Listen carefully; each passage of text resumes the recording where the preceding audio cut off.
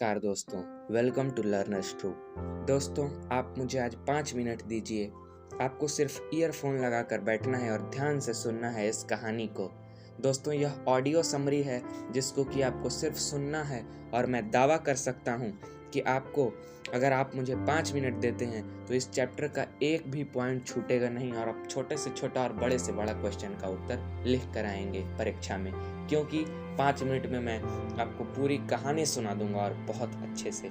चलिए शुरू करते हैं। यह कहानी पहलवान की ढोलक फणीश्वर नाथ रेणु द्वारा लिखी गई है। तो चलिए इस कहानी को शुरू करते हैं।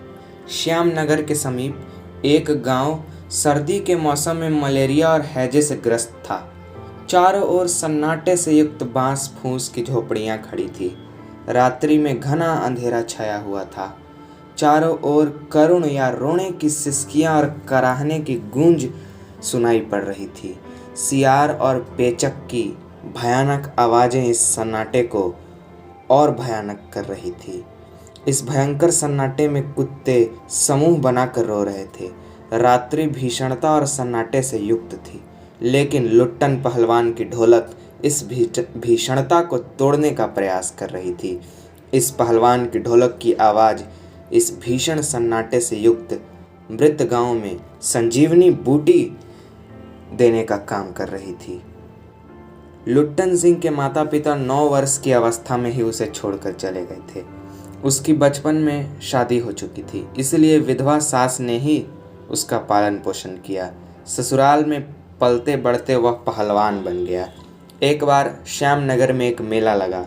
मेले के दंगल में लुट्टन सिंह ने एक प्रसिद्ध पहलवान चांद सिंह को चुनौती दे डाली, जो शेर के बच्चे के नाम से जाना जाता था।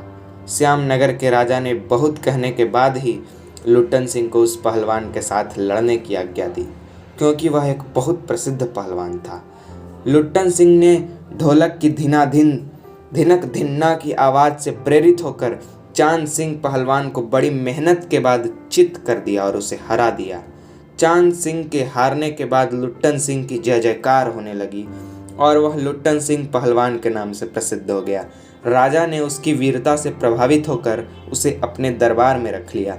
अब लुट्टन सिंह की कीर्ति दूर दूर तक फैल गई थी। लुट्टन सिंह पहलवान की पत्नी के भी 2 पुत्रों को जन्म देकर स्वर्गवास सिधार गई थी, यानी कि लुट्टन सिंह की पत्नी भी मर गई थी और उनके 2 पुत्र हो चुके थे। लुट्टन सिंह अपने दोनों बेटों को भी पहलवान बनाना चाहता था, इसीलिए वह बचपन में ही उन्हें कसरत आदि करवाने लग गया। उसके बेटों को दंगल की संस्कृति का पूरा ज्ञान दिया, लेकिन दुर्भाग्य से एक दिन उसके वयोवृद्ध राजा का स्वर्गवास हो गया। अब जिस राजा ने लुट्टन सिंह को रखा था, उस राजा का स्वर्गवास हो गया, तो उसके बाद नए महाराज आए। राज्य गद्दी संभालते ही नया राजा ने अनेक परिवर्तन किया, बहुत सारा चेंज कर दिया और दंगल का स्थान घोड़ों की रेस ने ले लिया। बेचारे लुट्टन सिंह पहलवान पर कुठाराघात हुआ और वह हतप्रभ रह गया। राजा के इस रवैये को देखकर लुट्टन सिंह अपनी ढोलक कंधे में लटकाकर अपने बच्चे सहित अपने गांव वापस लौट आया। वह गांव के किनारे एक झोपड़ी में रहता हुआ नौजवानों और चरवाहों को कुश्ती सिखाने लगा। गांव के किसान व खेतिहर मजदूर भला क्या कुश्ती सीखते। अचानक गांव की अनावृष्टि, अनाज की कमी, मलेरिया, हैजे आदि भयंकर समस्याओं का वज्रपात हुआ। चारों ओर भूख, हैजे और मलेरिया से मरने लगे। सारे गांव में तबाही मच गई। लोग इस त्रासदी से इतना डर गए कि सूर्यास्त होते ही अपनी अपनी झोपड़ियों में घुस जाते थे।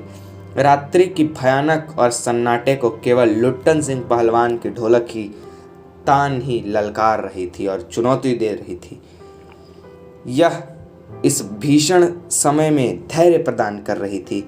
यही शक्तिहीन गांव वालों में संजीवनी शक्ति भरने का कार्य कर रही थी। पहलवान के दोनों बेटों भी इसी भीषण विभीषिका के शिकार हुए। प्रातः होते ही पहलवान ने अपने दोनों बेटों का निस्तेज पाया।